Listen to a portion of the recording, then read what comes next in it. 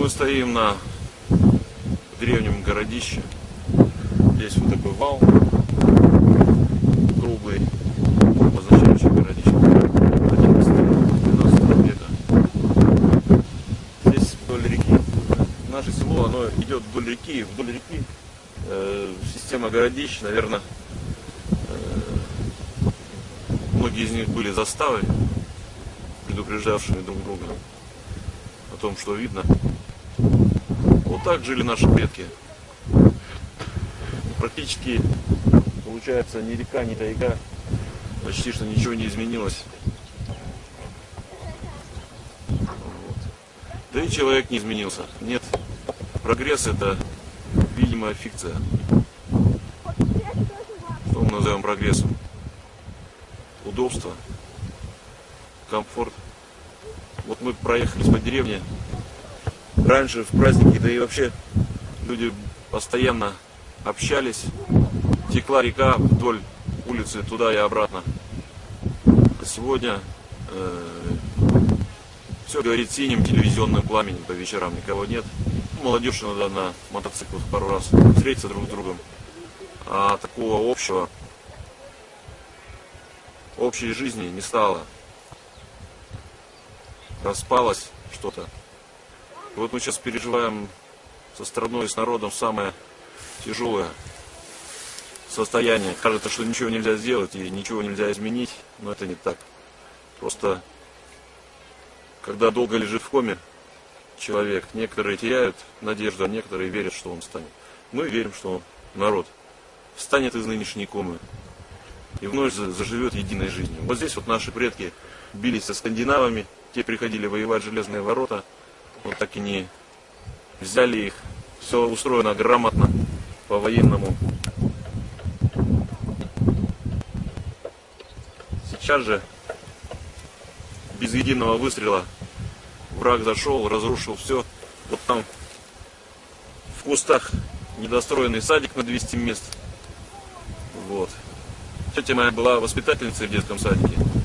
Зайдешь к ней и просто можно было оглохнуть от детского крика. Сейчас можно оглохнуть от тишины. Вот следующее городище 12, 11, 12 века. Видно, что сохранился ров, вал. Собственно, даже потому, что практически за тысячелетия сохранилось так много. Можно себе представить, что здесь было 1000 лет назад, какого характера было военизированное укрепление, оборонного характера, конечно.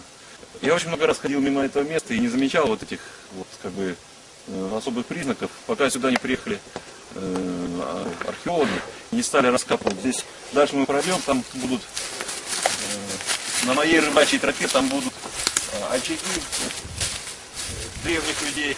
Там раскапывали вот такие вот рыбацкие крючки, то есть можно предположить, какого размера была рыба. Вот недавно мы выловили вот такого судака на 80 с лишним сантиметров. А я думаю, что рыба была и побольше. Давайте зайдем внутрь городища.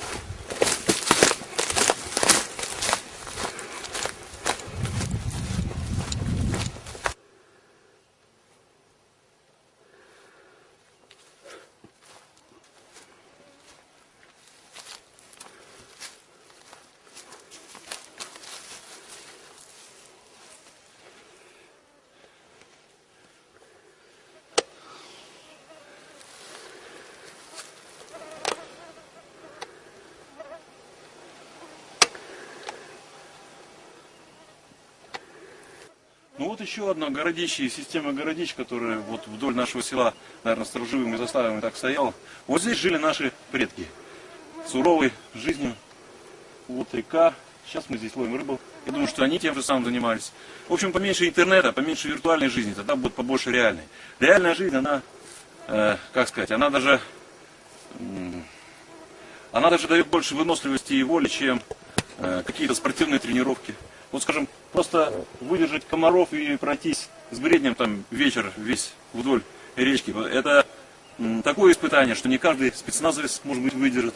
Но зато потом счастье вернуться домой и ощутить блаженство нахождения в доме, без комаров, где есть там, ну сейчас электричество, свет, а раньше вот здесь вот были очаги, вот здесь вот были каменки такие, вот люди сюда возвращались, вот, тоже испытывая, наверное, те же самые родные чувства, что и мы. Сейчас мы пойдем вниз, там наши рыбацкие принадлежности. Вот. Каждая рыбалка, каждое добытие пищи, это вот мне не нравится такое спортивное отношение, что это какое-то извлечение удовольствия.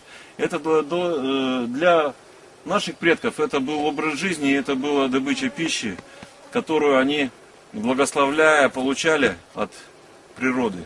И я думаю, что это правильно. Вот виртуальные ценности, они заменили естественные. Чем естественнее живет человек, тем меньше у него вопросов такого неестественного характера. Спасибо, идем дальше к утке.